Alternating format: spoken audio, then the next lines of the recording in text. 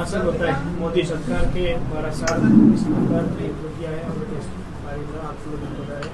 आपका स्वागत है और बताइए क्या। आप सबको नमस्कार। वैसे तो फलोदी के पत्रकार बंधुओं से मुझे मिलने का 4 बार अवसर मिला। मैं जब भी आया हूँ आप सबसे मैंने चर्चा की है।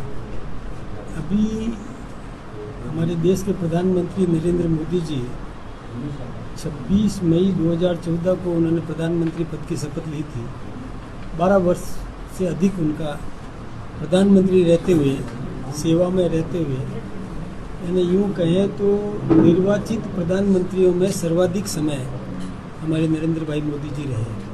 अभी भी उनका कार्यकाल चालू है।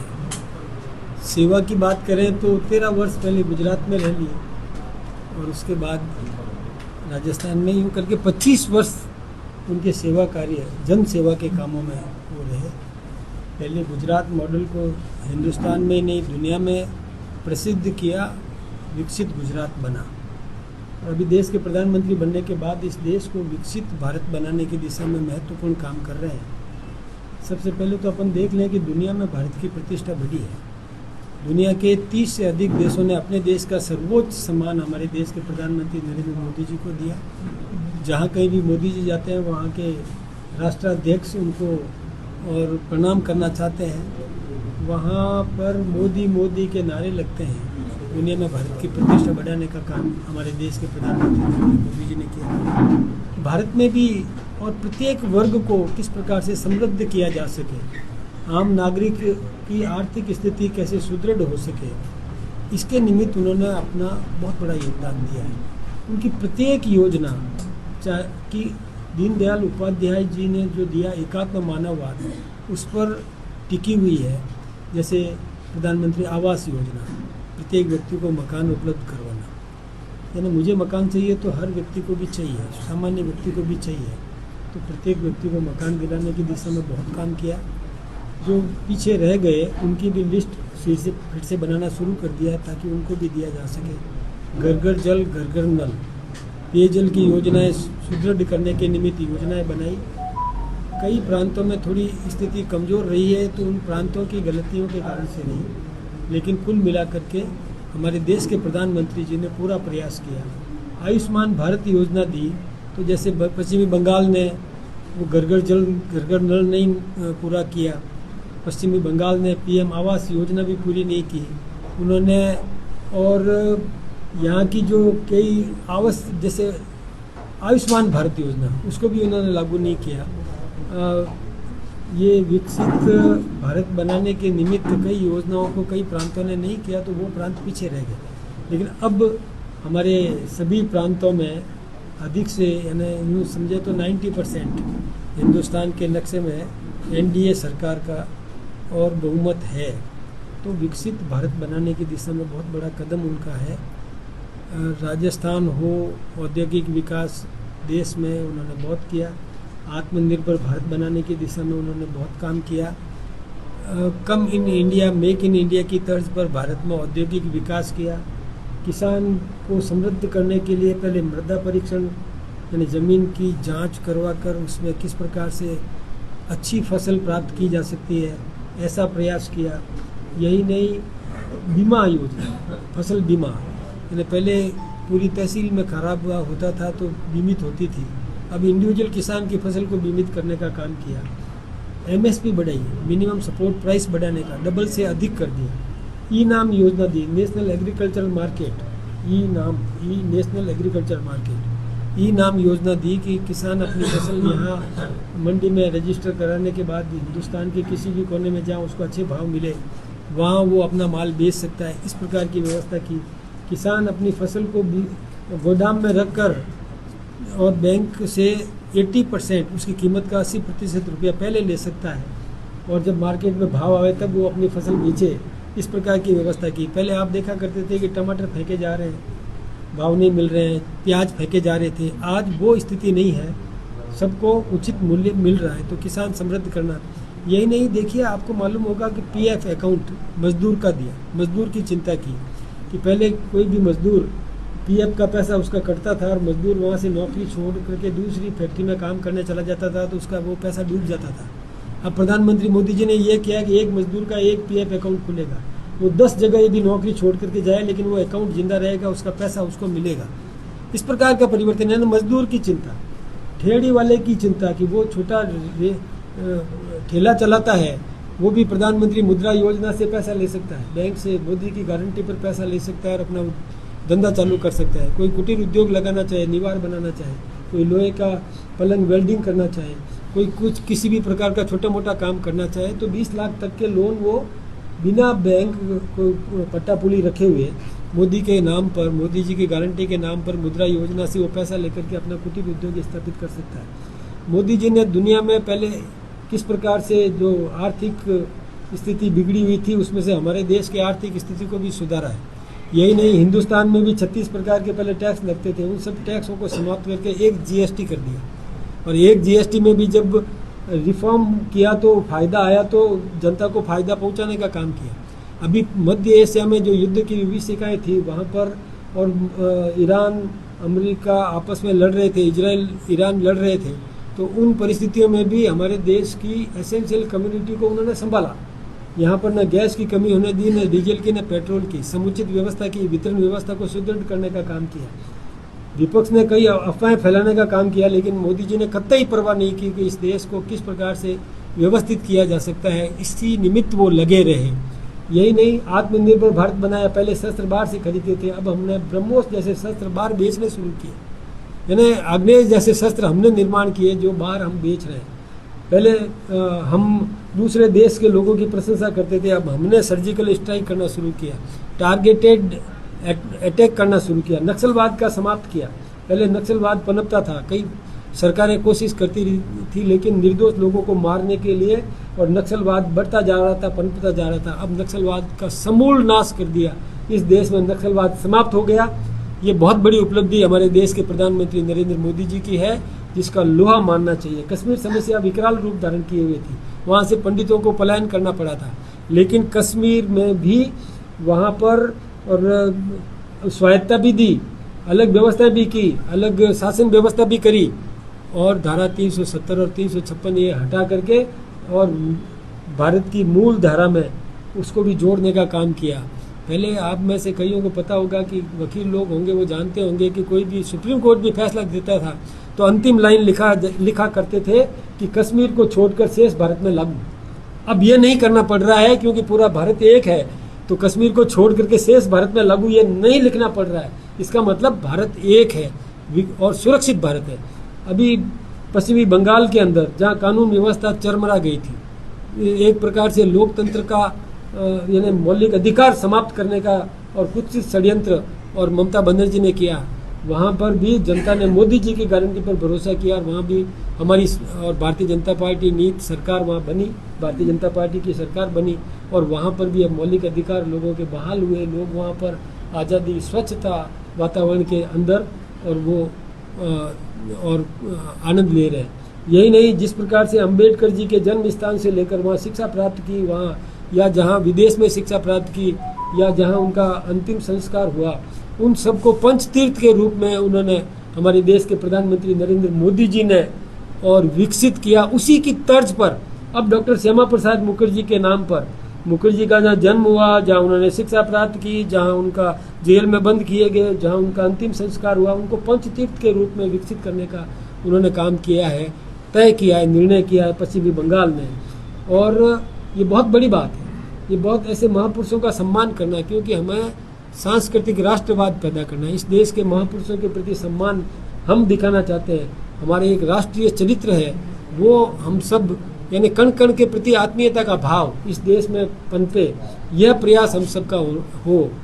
इसके अलावा कई बातें ऐसी है जो विपक्ष में भी सीखने की जरूरत है। विपक्ष को आज शिक्षा देने की जरूरत है कि उनमें भी राष्ट्रभक्ति जरूर है। इस देश का अपमान नहीं करें, इस देश की प्रतिष्ठा को धूमिल करने का प्रयास नहीं करें। एक बात और मैं बताना चाहूँगा कि बैंकों में कई करोड़ रुपए पड़े हैं, ऐसे रुपए जिसका कोई मालिक नहीं है। ये मोदी जी है जो बुला बुला करके, पता करके और 60,000 करोड़ रुपया लोगों को बुला के कि तेरे परदादा का पैसा बैंक में पड़ा, भाई ले जा, तेरे दादा का पैसा बैंक में पड़ा है, ले जा, ढूंढ ढूंढ करके बैंकों से। कभी दिया है क्या? आज तक सुना है क्या किसी भी देश में दुनिया के किसी भी देश में यह स्थिति नहीं बनी जो हमारे देश के प्रधानमंत्री नरेंद्र मोदी जी ने किया है कि लोग व्यक्ति को पता ही नहीं कि मेरे परदादा का पैसा बैंक में पड़ा है, उसको ढूंढ करके पता करवा करके और उसको पैसा दिलाने का काम कोई विलक्षण व्यक्ति ही कर सकता है ऐसा। और अभी भी 60-62 हजार करोड़ रुपया बैंकों में पड़ा है जो और वो ढूंढवा रहे हैं, पता करवा रहे हैं कि कौन व्यक्ति है, इसका वारिस कौन जिंदा है इस देश के अंदर, उसको ला करके दो। इस देश में कई विकास के काम हुए, हमारे यहाँ की प्रतिभाओं को हम अपने यहाँ उपयोग में लेंगे, हमारा देश समृद्ध बने, वैज्ञानिक दृष्टि से भी हमारा देश विकसित बने, हमारा देश अंतरिक्ष क्षेत्र में भी जैसे चंद्रमा पर तिरंगा और गाड़ दिया, उस मामले में भी हम किसी से कम नहीं है, न सैन्य बल में कम है। और भारत की रक्षा, प्रत्येक व्यक्ति को सुरक्षा प्रदान करना, प्रत्येक व्यक्ति को समृद्ध करना, प्रत्येक व्यक्ति की आर्थिक स्थिति मजबूत करना, देश भक्ति पैदा करना, नई पीढ़ी में भी राष्ट्रवाद पैदा करना, ये सब काम हम लोग मिलकर के कर रहे हैं। मोदी जी के और साथ डबल इंजन की सरकार, हमारे राजस्थान की भजन लाल जी की सरकार भी विकास के आयाम स्थापित कर रही है। उन्होंने राइजिंग राजस्थान किया, राजस्थान के अंदर औद्योगिक विकास करने का काम किया। 8 लाख करोड़ के काम उत्पादन में आ गए, 35 लाख करोड़ के और MOU हुए थे, 8 लाख करोड़ के तो प्रोडक्शन में आ गए। मेरे पाली में भी कांच की गिलास बनने लगी, बर्तन बनने लगे, ये इसके कप प्लेट बनने लगे, यानी उत्पादन हो रहा है। हम आम जो एक उत्पादन होता है तो निश्चित रूप से कई लोगों को रोजगार मिलता है। ऐसे राजस्थान में भी पर्यटन विकास करने के लिए भजन लाल जी पूरा प्रयास कर रहे हैं। राजस्थान में भी आम आदमी को मजबूत करने के लिए ये प्रयास कर रहे हैं। पहले हमें पानी पर्याप्त व्यक्ति को अब तक मिल जाना चाहिए था, लेकिन पहले की सरकारों ने भ्रष्टाचार किया, उनके मंत्री जेल में बंद है, जो घर नल घर जल वाले वो जेल में बंद है, उनकी टीम बंद है, कई लोग और गिरफ्तार हो रहे हैं, RPSC के मेंबर भी गिरफ्तार हुए और हो रहे हैं पहले वाले। लेकिन हमने शुद्धिकरण किया है, हमारे समय में एक भी पेपर लीक नहीं होने दिया। पहले जिन्होंने पेपर लीक किया उनको जेलों में बंद करने का काम हमारे भजन लाल जी ने किया है। जिन्होंने पेपर लीक करवाए थे, RPSC के मेंबर बंद, जेलों में बंद है और कई लोग बंद है। ये संविधान की हत्या कर रहे हैं। ये किस प्रकार की बात कर रहे हैं? अशोक गहलोत जी ने अभी कहा कि आज इंदिरा गांधी होती तो RSS पे प्रतिबंध लगा देती, आप बीजेपी के लोगों को जेलों में बंद कर दी। यानी उनके मंसूबे किस प्रकार के हैं कि क्या उनके हाथ में यदि सत्ता आ गई तो फिर से लोकतंत्र को समाप्त करना चाहते हैं और लोकतंत्र की दुहाई दे रहे हैं। लोकतंत्र खतरे में है, लोकतंत्र ने चोर मचाए शोर, यह स्थिति बनी हुई है। राहुल गांधी जी संविधान की रक्षा की बातें कर रहे हैं, हत्या कौन कर रहा है? उन्हीं का सिपह सालार जो अशोक गहलोत जी कहते थे कि मुझे तो राष्ट्रीय अध्यक्ष बना रहे थे। तो कांग्रेस का जो संभावित या स्वयं में राष्ट्राध्यक्ष जो बनना चाहता था, वो इस प्रकार की बात कर रहा है कि आज इंदिरा गांधी होती तो RSS पे प्रतिबंध लगा देती और बीजेपी के लोगों को जेलों में बंद कर देती, यानी वो लोकतंत्र की हत्या कर देते। ऐसे भाव उनके मन में है। मैं सोचता हूँ कि ये बात ठीक नहीं है। आज पूरा देश नहीं, दुनिया, सभी लोग मोदी जी की गारंटी पर पूरा भरोसा कर रहे हैं। मोदी जी विकास करेंगे, देश को समृद्ध करेंगे और भजन लाल जी डबल इंजन की सरकार मिलकर के काम कर रही है। देखिए, पानी की बात, राजस्थान में पानी की कमी थी, सबको पता है, लेकिन ERCP की योजना ठंडे बस्ते में क्यों डाल दी गई? वसुंधरा जी ने ये योजना बनाई थी और उसके बाद हमारी सरकार चली गई तो 5 साल तक अशोक गहलोत जी कुंडली मार करके बैठे रहे, इस योजना में एक कदम आगे नहीं बढ़े। केंद्रीय जल शक्ति मंत्री आपके यहाँ के सांसद गजेंद्र सिंह जी बुलाते रहे कि राजस्थान का जल शक्ति मंत्री भेज दो भाई, मुख्यमंत्री भेज दो, कोई सेक्रेटरी भेज दो, हम समझौता कराने के लिए तैयार है, मध्य प्रदेश के साथ समझौता हो जाता है। उन्होंने सेक्रेटरी भी नहीं भेजा और भजन लाल जी ने आते ही सबसे पहले ERCP का समझौता करा दिया। मध्य प्रदेश के मुख्यमंत्री, राजस्थान के मुख्यमंत्री और केंद्रीय जल शक्ति मंत्री मिलकर के इसका MOU हुआ। देश के प्रधानमंत्री नरेंद्र मोदी जी ने आकर के उसका शिलान्यास कर दिया, टेंडर हो गए, काम शुरू हो गया। हरियाणा में भजन लाल जी ने हरियाणा से और यमुना जल समझौता किया। जो पैसा भैरव सिंह जी शेखावत के समय में हरियाणा को जमा कराया हुआ था, उन्होंने नहर नहीं बनाई, क्योंकि कभी वहाँ बीजेपी की सरकार तो यहाँ राजस्थान में कांग्रेस की, यहाँ बीजेपी की तो वहाँ कांग्रेस की, तो वो नहर तक नहीं बनाई। अब वो समझौता हुआ, नहर भी बनेगी, वहाँ भी बीजेपी, यहाँ भी बीजेपी, ट्रिपल इंजन, ऊपर भी बीजेपी, तो वो नहर भी बनेगी और राजस्थान को और यमुना जल का भी पानी मिलेगा। नर्मदा का पानी ये वसुंधरा जी के समय में और नरेंद्र भाई मोदी जी गुजरात के मुख्यमंत्री थे तब दिया, जो सांचौर के सिल्लू पॉइंट तक आया, आपके नाचना में पानी वहां से पहुंचा। ये सब व्यवस्थाएं करने का काम भारतीय जनता पार्टी की सरकार कर रही है। इस देश को समृद्ध करने के निमित्त बीजेपी लगी हुई है। बीजेपी ये प्रयास करती है कि सभी समृद्ध बन जाए, थोड़ा धैर्य रखना चाहिए। ये बात जरूर है, मंसूबे हमारे साफ है, नीयत साफ है, मोदी जी की गारंटी है, देश को हम समृद्ध करना चाहते हैं, आम आदमी को मजबूत करना चाहते हैं। ये कांग्रेस भ्रम फैलाने के काम कर रही है, वो ठीक नहीं है। कांग्रेस के सारे नेता देखिए जमानत पर है, सोनिया जी जमानत पर, राहुल जी जमानत पर, वाड्रा जी जमानत पर, केजरीवाल जमानत पर, लालू जी जमानत पर, ये सब अभी वो चिदम्बरम जी जमानत पर, जो कांग्रेस के उस समय के वित्त मंत्री थे, वो जमानत पर, उनका बेटा जमानत पर। क्या कहे ये, किस मुंह से ये स्वच्छता का बात कर रहे हैं, ढोंग अलाप रहे हैं। हमारे किसी भी प्रकार का भ्रष्टाचार हमने नहीं होने दिया। पहले घोटाले होते थे, हमने एक भी घोटाला नहीं होने दिया। पहले पेपर लीक हुआ करते थे, 17 बार पेपर लीक हुए राजस्थान के अंदर गहलोत जी के राज में, अभी एक भी पेपर लीक नहीं हुआ। पहले देखिए कि एक ऐसा ही भर्ती हुई जिसमें 2.5 साल तक जिन लोगों ने नौकरी कर दी, कोर्ट से उनकी नौकरी भी छीन ली गई और फिर से परीक्षा देना पड़ रहा है। अरे कल्पना करो कि जिसका अभ्यास टूट गया, 2.5 साल तक उसने नौकरी कर ली, वो फिर से उसको जीरो से पढ़ना शुरू करना पड़ रहा है। अभी नीट का एक पेपर वो केरल से पेपर लीक केरल में हुआ और व्हाट्सएप पे कहीं भी भेज दिया तो वो तो कोई भी कर देता है, उसमें राजस्थान सरकार का क्या लेने देना है। यहाँ कोटा में आकर के और राहुल गांधी जी जो वहाँ बच्चों को भड़काने का काम कर रहे हैं, ये ठीक बात नहीं है। सही बात को विपक्ष की भूमिका निभाना चाहिए। कड़े शब्दों में विपक्ष अपनी भूमिका निभाए, लेकिन सकारात्मक विपक्ष बने, अफवाह नहीं फैलाए, सही बात कहे। हमारी कमियों को बताओ ना, हम सुधार करने के लिए तैयार बैठे हैं। हमारी गलती बताओ, हम सुधार करने के लिए तैयार बैठे हैं। हम कोई अड़ियल नहीं है, हम सुधार करने के लिए तैयार हैं, लेकिन सकारात्मक तक तो करो। अफवाह फैला रहे हैं। राजस्थान का कोई अपराध नहीं है जहाँ राजस्थान को दोषी ठहराने का काम किया जा रहा है, ये गलत बात है। भजन लाल जी की सरकार बहुत अच्छा काम कर रही है, डबल इंजन की सरकार बहुत विकास कर रही है, देश समृद्ध होगा, निश्चित रूप से विकसित भारत बनेगा। सर, अभी कुछ दिनों पूर्व आरएलपी सुप्रीमो ने सीएम के खिलाफ अभद्र टिप्पणी की और आपकी गाड़ी पर भी पथराव हुआ, जिसको लेकर पूरे भाजपा ने पूरे राजस्थान में विरोध प्रदर्शन किया, लेकिन फलोदी जिला मुख्यालय पर ऐसा कोई विरोध देखने को नहीं मिला।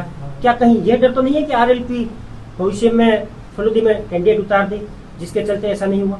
मुझे आपसे एक सवाल करना है, क्या हनुमान जी जैसी राजनीति कर रहे हैं आप पसंद करते हैं क्या? सर, युवा पसंद एक मिनट ये बोलने दो ना। मेरा सवाल है, पहले उसका नहीं, जवाब मैं सुन दीजिए। रहा हूँ आपकी बात, आपने सवाल किया, मैं उसका जवाब दूंगा। फिलहाल हमारे सवाल है सर, फिलहाल सवाल हमारे हैं कि देखिए, कहीं यह डर तो नहीं सता रहा है जिला